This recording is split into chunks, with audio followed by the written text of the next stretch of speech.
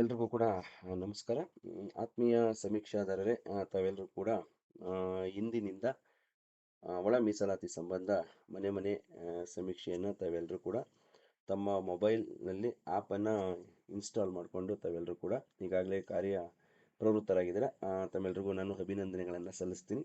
ಆದರೂ ಕೆಲವು ಸ್ನೇಹಿತರಿಗೆ ಒಂದು ಸಮೀಕ್ಷೆಗೆ ಸಂಬಂಧಪಡುವಂತಹ ಒಂದು ಅಪ್ಲಿಕೇಶನನ್ನು ಇನ್ಸ್ಟಾಲ್ ಮಾಡಿಕೊಳ್ಳುವಲ್ಲಿ ಒಂದಿಷ್ಟು ಸಮಸ್ಯೆಗಳಾಗಿರಬಹುದು. ಅದನ್ನು ನಾವು ಹೇಗೆ ಪರಿಹರಿಸ್ಕೊಂಡು ನಾವು ಸುಲಭವಾಗಿ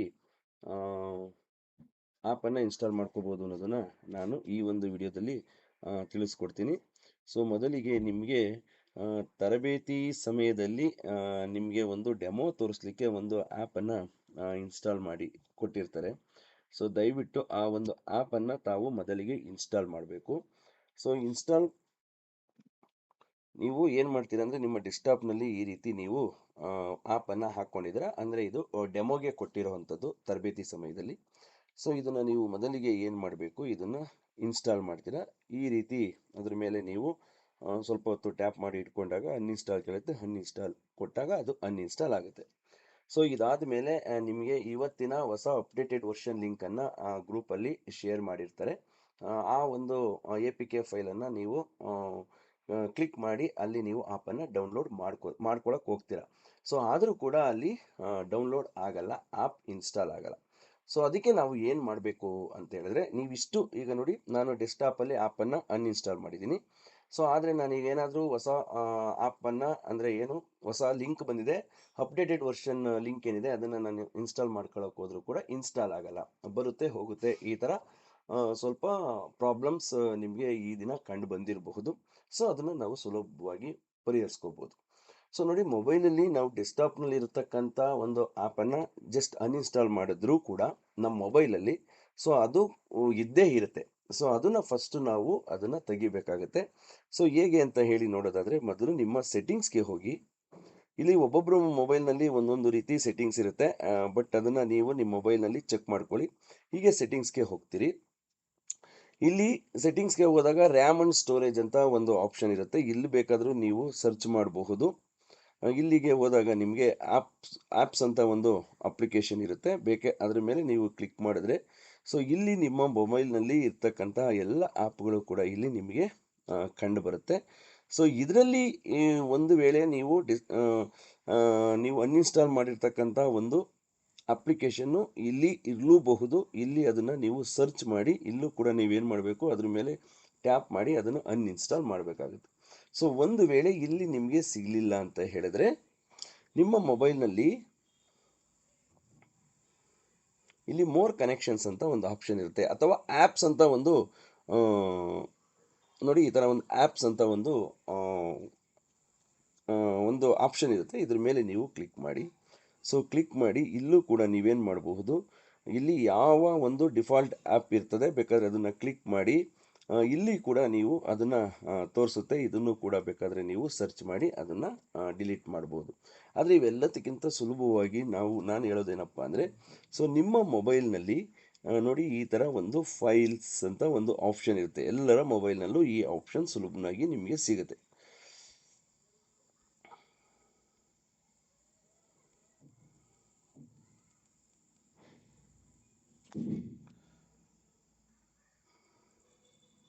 ಈ ಥರ ಒಂದು ಫೈಲ್ಸ್ ನಿಮ್ಮಲ್ಲಿ ಆಪ್ಷನ್ ಇರುತ್ತೆ, ಅದ್ರ ಮೇಲೆ ನೀವು ಕ್ಲಿಕ್ ಮಾಡಿ. ಸೊ ಕ್ಲಿಕ್ ಮಾಡಿದಾಗ ಇಲ್ಲಿ ಡೌನ್ಲೋಡ್ ಅಂತ ಹೇಳಿ ಒಂದು ಆಪ್ಷನ್ ಇರುತ್ತೆ, ಇದ್ರ ಮೇಲೆ ನೀವು ಕ್ಲಿಕ್ ಮಾಡಿ. ಸೊ ಇದ್ರ ಮೇಲೆ ನೀವು ಕ್ಲಿಕ್ ಮಾಡಿದ್ರೆ ಸೊ ಇಲ್ಲಿ ಆ ಒಂದು ಆ್ಯಪು ನೋಡಿ, ನಾನು ಇನ್ಸ್ಟಾಲ್ ಮಾಡಿದರೂ ಕೂಡ ಇಲ್ಲಿ ಅದು ಹಾಗೇ ಇರುತ್ತೆ. ಸೊ ಇಲ್ಲಿ ನಾವೇನು ಮಾಡಬೇಕು, ಅದನ್ನು ಅನ್ಇನ್ಸ್ಟಾಲ್ ಮಾಡಬೇಕು. ಸೊ ಇದ್ರ ಮೇಲೆ ನಾವು ಕ್ಲಿಕ್ ಮಾಡಿ, ಎರಡನ್ನೂ ಕೂಡ ಕ್ಲಿಕ್ ಮಾಡಿಬಿಟ್ಟು ಇದನ್ನು ನಾವು ಇಲ್ಲಿ ಡಿಲೀಟ್ ಆಪ್ಷನ್ ಇರ್ತದಲ್ಲ, ಡಿಲೀಟ್ ಆಪ್ಷನ್ ಮೇಲೆ ಕ್ಲಿಕ್ ಮಾಡಿ. So move to files to trash ಅಂತ ಕೇಳುತ್ತೆ, ಅದ್ರ ಮೇಲೆ ನೀವು ಕ್ಲಿಕ್ ಮಾಡಬೇಕು. ಸೊ ಇದು ಏನಾದರೂ ನಿಮ್ಮ ಸ್ಟೋರೇಜ್ನಲ್ಲಿ ಹಾಗೇ ಉಳ್ಕೊಂಡಿದ್ರೆ ನೀವು ಹೊಸದಾಗಿ ಇದಕ್ಕೆ ಸಂಬಂಧಪಟ್ಟಂತಹ ಒಂದು ಆ್ಯಪನ್ನು ಇನ್ಸ್ಟಾಲ್ ಮಾಡ್ಕೊಳ್ಳೋಕ್ಕೆ ಆಗಲ್ಲ. ಇದು ಮೇಜರ್ ಪ್ರಾಬ್ಲಮ್ಮು.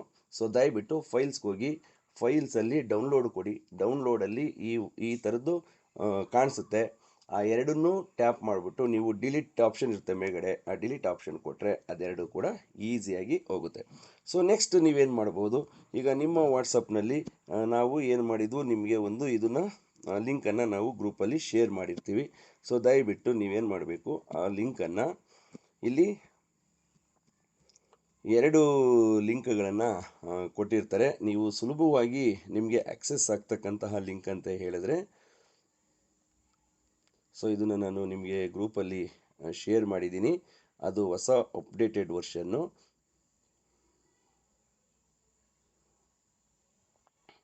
ಸೊ ನಾನು ಇದನ್ನು ಹೊಸ ಅಪ್ಡೇಟೆಡ್ ವರ್ಷನ್ ಲಿಂಕನ್ನು ನಿಮಗೆ ಶೇರ್ ಮಾಡಿದ್ದೀನಿ. ಸೊ ನೀವು ಇದನ್ನು ಬೇಕಾದರೂ ತೊಗೋಬೋದು, ಅಥವಾ ಇದಕ್ಕಿಂತ ಮುಂಚೆ ನಾನು ಇಲ್ಲಿ ನಿಮಗೆ ಎರಡು ಲಿಂಕ್ಗಳನ್ನು ಶೇರ್ ಮಾಡಿದ್ದೆ, ಇದರಲ್ಲಿ ಕೂಡ ಬೇಕಾದರೂ ನೀವು ತಗೋಬೋದು. ಆದರೆ ಇವೆರಡಕ್ಕಿಂತ ಈಸಿ ಆಕ್ಸೆಸಬಲ್ ಅಂದರೆ ನಮಗೆ ಇಲ್ಲಿ ಒಂದು ವಿಚಾರ, ಈಸಿ ಆಕ್ಸೆಸಬಲ್ ಅಂದರೆ ನಮಗೇನು ಇದು APK ಫೈಲ್ ಥರ ಏನಿದೆ, ಈ ಒಂದು ಲಿಂಕು ನಮಗೆ ತುಂಬ ಈಸಿ. ಇದ್ರ ಮೇಲೆ ನೀವು ಕ್ಲಿಕ್ ಮಾಡಿದಾಗ ಇಲ್ಲಿ ವಾಟ್ಸಪ್ ಸೆಟ್ಟಿಂಗ್ಸ್ ಕೇಳುತ್ತೆ, ಅದನ್ನು ಸೆಟ್ಟಿಂಗ್ಸನ್ನು ಕೊಡಿ. ಇಲ್ಲಿ ಒಂದು ಎನೇಬಲನ್ನು ಮಾಡಿ. ಎನೇಬಲ್ ಮಾಡಿದ ತಕ್ಷಣ ಇಲ್ಲಿ ಇನ್ಸ್ಟಾಲ್ ಕೇಳುತ್ತೆ, ಇನ್ಸ್ಟಾಲ್ ಮೇಲೆ ಒತ್ತಿ ಇನ್ಸ್ಟಾಲ್ ಆಗುತ್ತೆ. ಕೆಲವು ಸಲ ಡೈರೆಕ್ಟಾಗಿ ಇನ್ಸ್ಟಾಲ್ ಆಗುತ್ತೆ, ಇನ್ಸ್ಟಾಲ್ ಮಾಡ್ಕೊಳ್ಳಿ. ಸೊ ಮಾಡ್ಕೊಂಡ್ಮೇಲೆ ಇದು ಸ್ಕ್ಯಾನಿಂಗ್ ಆಗುತ್ತೆ, ಆ ಒಂದು ಅಪ್ಲಿಕೇಶನ್ ಸ್ಕ್ಯಾನಿಂಗ್ ಆಗುತ್ತೆ. ಸ್ಕ್ಯಾನಿಂಗ್ ಆದಮೇಲೆ ಇಲ್ಲಿ ಓಪನ್ ಕೊಡಿ. ಸೊ ಓಪನ್ ಕೊಟ್ಟಾಗ ನಿಮಗೆ ಇಲ್ಲಿ first while using the app ಇದನ್ನು ಎನೇಬಲ್ ಮಾಡ್ಕೊಳ್ಳಿ. ಹಾಗೆ ಲೊಕೇಶನ್ ಕೇಳುತ್ತೆ, ಅದನ್ನು ಕೂಡ ಎನೇಬಲ್ ಮಾಡಿಕೊಂಡ್ರೆ ನಿಮಗೆ ಇಲ್ಲಿ ಆ್ಯಪ್ ಇನ್ಸ್ಟಾಲ್ ಆಗಿ ಈ ರೀತಿ ನಿಮಗೆ ಪೇಜ್ ಬರ್ತದೆ. ಸೊ ಇಷ್ಟೆಲ್ಲ ಮಾಡಿದ್ರೂ ನಿಮಗೆ ಯಾಕೆ ಆ್ಯಪ್ ಇನ್ಸ್ಟಾಲ್ ಆಗ್ತಿಲ್ಲ ಅಂದರೆ ಅದಕ್ಕೆ ಸಮ್ ರೀಸನ್ಸ್ನ ನಾನು ಫೈಂಡ್ ಔಟ್ ಮಾಡ್ಕೋಬಹುದು. ಸೊ ಒಂದನೇದಾಗಿ ನೋಡಿದ್ರೆ ಯಾಕೆ ಮೊಬೈಲು ಇನ್ಸ್ಟಾಲ್ ಆಗ್ತಿಲ್ಲ ಅಂದರೆ, ಆ್ಯಪ್ ಏಕೆ ಕ್ರ್ಯಾಶ್ ಆಗ್ತದೆ ಅಂದರೆ ಬರೋದು ಹೋಗೋದು, ಈ ಥರ ಜಂಪ್ ಹೊಡಿಯೋದು, ಈ ಥರ ಪೇಜ್ ಎಲ್ಲ ಸ್ವಲ್ಪ ಇದಾಗೋದು ಯಾಕಾಗುತ್ತೆ ಅಂತ ಹೇಳಿದ್ರೆ, ಒಂದು ಅನುಕೂಲವಲ್ಲದ ಆಂಡ್ರಾಯ್ಡ್ ಆವೃತ್ತಿ, ಅಂದರೆ ನಿಮ್ಮ ಮೊಬೈಲು ಸ್ವಲ್ಪ ಅಪ್ಡೇಟೆಡ್ ಇಲ್ಲ, ಅಂದರೆ ಲೋ ವರ್ಷನ್ ಇರ್ತಕ್ಕಂಥ ಮೊಬೈಲ್ ಆಗಿರಬಹುದು. ಎರಡನೇದಾಗಿ ಬಂದರೆ ಕೆಲವು ಪರ್ಮಿಷನ್ಸ್ ಇರುತ್ತೆ, ಆ ಪರ್ಮಿಷನ್ಸನ್ನು ನೀವು ಕೊಟ್ಟಿರಲ್ಲ, ಅದರಿಂದಲೂ ಕೂಡ ನಿಮ್ಮ ಮೊಬೈಲ್ನಲ್ಲಿ ಆ್ಯಪ್ ಇನ್ಸ್ಟಾಲ್ ಆಗದಲ್ಲೇ ಇರ್ಬೋದು. ನೆಕ್ಸ್ಟು ಕೆಲವೊಂದಿಷ್ಟು ನೆಟ್ವರ್ಕ್ ಸ್ಲೋ ಇರೋವಂಥದ್ದು ಆಗಿರ್ಬೋದು. ಹಾಗೆಯೇ ವೀಕ್ ಸಿಗ್ನಲಲ್ಲಿ ನೀವಿದ್ದು ಇನ್ಸ್ಟಾಲ್ ಮಾಡ್ಕೊಳ್ಳೋಕ್ಕೆ ಪ್ರಯತ್ನ ಪಡುವಂಥದ್ದು ಆಗಿರ್ಬೋದು. ಸೊ ಹೀಗೆ ಹಲವಾರು ಕಾರಣಗಳಿಂದ ಏನಾಗ್ತಾ ಇರುತ್ತೆ, ಅದು ಮೊಬೈಲು ಇನ್ಸ್ಟಾಲ್ ಆಗಲ್ಲ, ಆ ಒಂದು ಅಪ್ಲಿಕೇಶನ್ ಇನ್ಸ್ಟಾಲ್ ಆಗಲ್ಲ. ಹಾಗಾಗಿ ದಯವಿಟ್ಟು ನೀವೇನು ಮಾಡಬೇಕಂದ್ರೆ ಒಳ್ಳೆ ಸಿಗ್ನಲ್ ಇರೋ ಕಡೆ ಹೋಗಿ ನಿಮ್ಮ ಮೊಬೈಲಲ್ಲಿ ಆ್ಯಪನ್ನು ಇನ್ಸ್ಟಾಲ್ ಮಾಡ್ಕೊಳ್ಳಿ. ಯಾಕೆಂದರೆ ತುಂಬ ವೀಕ್ ಸಿಗ್ನಲ್ ಇದ್ದರೆ ಆಗಲ್ಲ. ಒಳ್ಳೆ ನೆಟ್ವರ್ಕ್ ಕವರೇಜ್ ಏರಿಯಾದಲ್ಲಿ ಇರಬೇಕು, ಹಾಗೆಯೇ ವೀಕ್ ಸಿಗ್ನಲಲ್ಲಿ ಇರಬಾರ್ದು. ಹಾಗೆಯೇ ಸ್ಲೋ ಇಂಟರ್ನೆಟ್ ಸ್ಪೀಡ್ ಇರುತ್ತೆ, ಅದನ್ನು ನೋಡ್ಕೊಳ್ಳಿ. 3G ಸ್ಪೀಡ್ ಇದ್ದರೆ ಅದು ವರ್ಕ್ ಆಗಲ್ಲ. 4G 5G ಇರೋ ಕಡೆ ನೀವು ಸ್ವಲ್ಪ ಹೋಗಬೇಕು. ಸೊ ಈ ಥರದ್ದು ಒಂದು ಸ್ವಲ್ಪ ಏನು ಟೆಕ್ನಿಕಲ್ ಎರರ್ಸ್ ಇರುತ್ತೆ ಅದನ್ನು ನೀವು ನೋಡಿಕೊಂಡ್ರೆ ನಿಮಗೆ ಈಸಿಯಾಗಿ ಆ್ಯಪನ್ನು ನೀವು ಇನ್ಸ್ಟಾಲ್ ಮಾಡ್ಕೋಬೋದು. ಇದಿಷ್ಟು ಸಮಸ್ಯೆಗಳು ಇರುತ್ತೆ. 2 ಇಯರ್ಸ್ 3 ಇಯರ್ಸ್ ಬ್ಯಾಕ್ ತೆಗೆದುಕೊಂಡಿರ್ತಕ್ಕಂಥ ಮೊಬೈಲಲ್ಲೂ ಕೂಡ ಈ ಒಂದು ಆ್ಯಪನ್ನು ಇನ್ಸ್ಟಾಲ್ ಮಾಡ್ಕೋಬಹುದು. ಇದಿಷ್ಟು ಆ್ಯಪ್ ಇನ್ಸ್ಟಾಲ್ ಮಾಡಿಕೊಳ್ಳುವಲ್ಲಿ ನಮಗೆ ಬರುವಂತಹ ಸಮಸ್ಯೆಗಳು. ಇನ್ನು ಎರಡನೇದಾಗಿ ಬಂದರೆ ಕೆಲವರು ಈ ಥರ ನೀವು ನಮಗೆ ತೋರಿಸ್ತೀರಾ ಏನಂತ ಹೇಳಿದ್ರೆ, ಸೊ ಈ ಥರ ನಮಗೆ ತುಂಬಾ ಬರ್ತಿದೆ, ಯೂಸರ್ ನಾಟ್ ವೈಟ್ ಲಿಸ್ಟೆಡ್ ಅಂತ. ಸೊ ಇದನ್ನು ಇಲ್ಲಿ ಅರ್ಥ ಮಾಡ್ಕೋಬೇಕು. ನಿಮ್ಮ KGID ನಂಬರನ್ನು ಹಾಕಿ ಆರ್ಡರ್ನ ಜನ್ರೇಟ್ ಮಾಡಿರ್ತಾರೆ. ನಿಮಗೆ ಬಂದಿರತಕ್ಕಂಥ ಆರ್ಡ್ರಲ್ಲಿರೋ ಮೊಬೈಲ್ ನಂಬರು, ನೀವು ಯೂಸ್ ಮಾಡ್ತಾ ಇರ್ತಕ್ಕಂಥ ಮೊಬೈಲು ಅಂದರೆ ಫೋನಲ್ಲಿ ಯೂಸ್ ಮಾಡ್ತಾ ಇರ್ತಕ್ಕಂಥ ಮೊಬೈಲು ಎರಡೂ ಒಂದೇ ಆಗಿರಬೇಕು. ಸೊ ನಿಮ್ಮ HRMS ಅಥವಾ KGIDಗೆ ನೀವು ಒಂದು ನಂಬರನ್ನು ಕೊಟ್ಟಿರ್ತೀರ, ನೀವು ಯಾವುದೋ ಒಂದು ಬೇರೆ ನಂಬರನ್ನು ಈಗ ಯೂಸ್ ಮಾಡ್ತಾ ಇರ್ತೀರಾ. ಸೊ ನೀವು ನಿಮ್ಮ ಹತ್ರ ನಾವು ಫೋನ್ ನಂಬರ್ ತಗೊಂಡಾಗ ನೀವು ಯೂಸ್ ಮಾಡ್ತಾ ಇರೋ ಫೋನ್ ನಂಬರ್ ಕೊಟ್ಟಿರ್ತೀರಾ, ಬಟ್ ನಿಮ್ಮ ಬೇರೆಯದೇ ನಂಬರು ಅಲ್ಲಿ ಬೇರೆ ನಂಬರ್ ಇರುತ್ತೆ.